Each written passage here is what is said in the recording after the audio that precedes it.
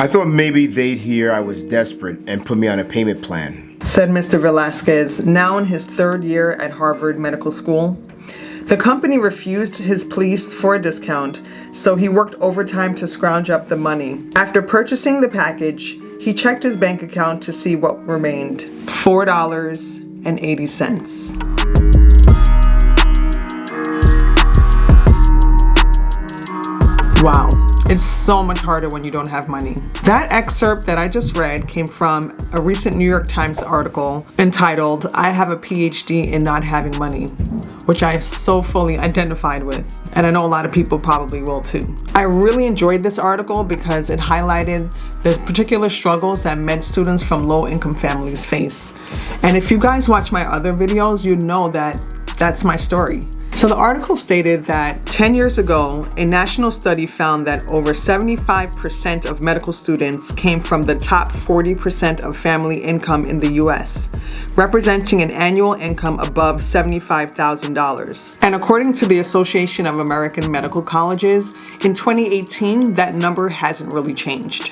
In 2020, over 70% of medical students graduated with some student loan debt, with the median being about $200,000. As a student coming from a disadvantaged background, you're probably gonna rely heavily or completely on your student loans for basic needs. You're gonna be using that money that you're taking out as debt to cover all of your expenses. Every single thing you can think of. Incidentals, things like an oil change, your car needs to be repaired, you need to renew your registration, things like that. You're gonna be using your student loan money for. So when you're coming from this situation, you have to be very strategic about what you're taking out and think about the fact that you're gonna have to pay all of this back later. The line from the article that really hit me was one that said, "But when you're not coming from an advantaged background, you have to confront the questions posed by Mr. Johnson in the article. Are you going to be able to afford that study aid, or do you need to save that money up for a rainy day?"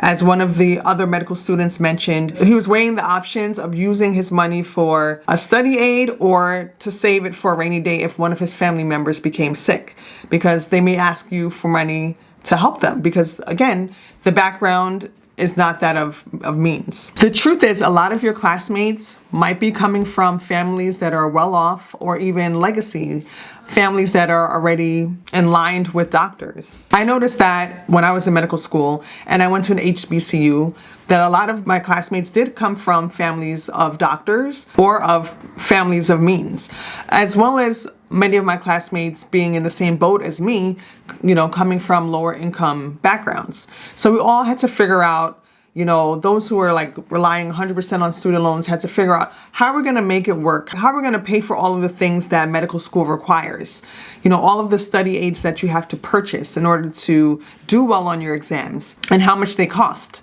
So thinking about having to pay for all of those incidentals with your student loans is super important. It is so important for you when you're going through medical school or considering how you're going to fund medical school. So for example, before you go into medical school, you have to take the MCAT, Medical College Admissions Test. And that test has a fee, of course. And then you're going to have to worry about the prep course before then. So in the beginning of this video, I gave a direct quote of a medical student who was wondering how he was going to fund his MCAT prep course and figuring out, if there's any way he could pay for it through a payment plan or some other option which would allow him to do it over time, because he just didn't have the money. He wasn't able to go to his parents for money to ask them to pay for it. He had to actually work a second job outside of studying for his pre-med courses. So this is a common scenario. This happened to me.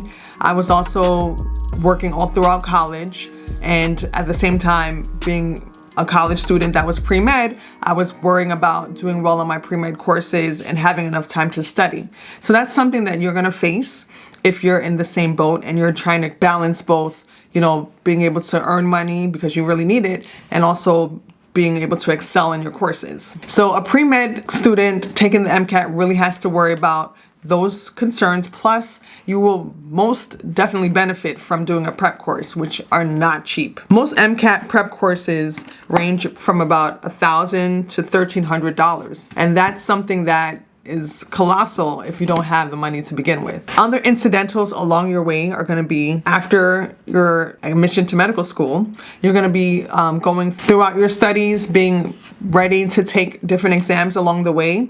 And a lot of those exams require you to pay for registration fees and exam fees. For example, if you're on the track and you're about to take your step 1, some USMLE step prep courses can range anywhere from $270 up to $1,000. And that's something that if you don't have the liquid cash on hand and you have to use your student loans for, can really make the debt add up. There's residency interviews, and once that becomes a possibility, you'll have to travel and prepare yourself for these interviews, as well as have the right clothing, the right attire that you have to purchase to be presentable at your interviews, all coming out of the money that you are borrowing. So you have to really keep that in mind and be prudent and very strict about what you're going to be taking out, because all of this has to be paid back. And as you can imagine, you'll be paying the money back for a longer period of time as an attending if you're not very careful as a student. Specifically, student loan debt is something that every attending physician thinks about as like something that you want to tackle early on in your years of employment. But as someone coming from a background that is not advantaged, and knowing that I took out the maximum loans, I will be paying off my student loans. I still am, and I will be paying them off longer than a lot of my colleagues who may not have taken out the same loan debt or who might have had more of a financial buffer throughout. Keep in mind, you're going to be living your adult life, which might include children, a home, cars, etc., things that you still have to pay for. So keep in mind, your student loans might be anywhere between $800 to $1,200 a month, depending on how much you borrowed, but on average. And that's some debt that you're going to have to be paying back each month, in addition to things that you are responsible for in your everyday life as an adult and someone who's now an attending physician who wants to finally live. When you think about it, it's something that is doable, but you have to be really, really smart about when you're considering how you're going to fund your medical school education as someone who will be relying upon the help of student loans and nothing else. Between 1988 and 2017, about 3/4 of American medical students came from affluent households. So that means the other 1/4 were people like me and you who don't come from those means. And if you need something outside of your student loans, you can't go to your mother, you can't go to your father, because they ain't got it. So you have to figure out how to make it work for yourself and be smart. I mean, if you're in this boat, your parents may not have it. They may not be able to provide that support financially for you. They'll be there for you emotionally, but they may not be able to support and provide you a financial backup. So what you need to do is consider your student loans as they're loans. It's money that you're taking out for the purpose of getting through funding your educational expenses and getting through medical school. So you really have to be prudent, really have to be very considerate about what you're taking out, and just keep in mind that all of this has to be paid back at some point. So if I could do this over again, would I? Knowing the debt that I would have incurred? And that question comes up a lot for me, and I also have gotten the question of, what do I do? How do I make it work? As someone who doesn't have money, can I work while I'm in medical school? Can I fund my education by doing XYZ while I'm in residency or while I'm going through this whole process?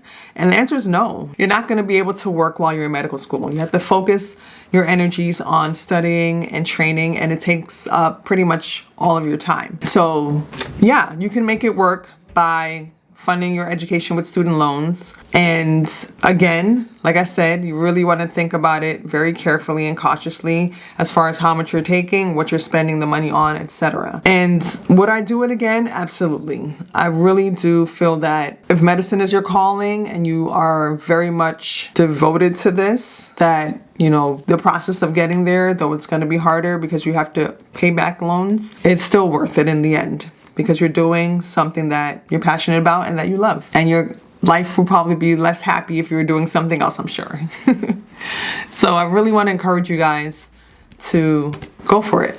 So as a prospective student, current medical student, resident. I want you guys to all remember that your loans are a part of the process. Yes, it's so much harder to do this process when you're coming from a disadvantaged or poor background, but it is possible, and it is something that with time you will eventually pay off. But I want you to be encouraged in the process. So if your goal is to become a physician, and if your goal is to do so even though you don't have a lot of support, I want to encourage you to continue to pursue this goal that you've set for yourself, because though it's so much harder, you can still reap a really great reward at the end. I thank you guys all for watching.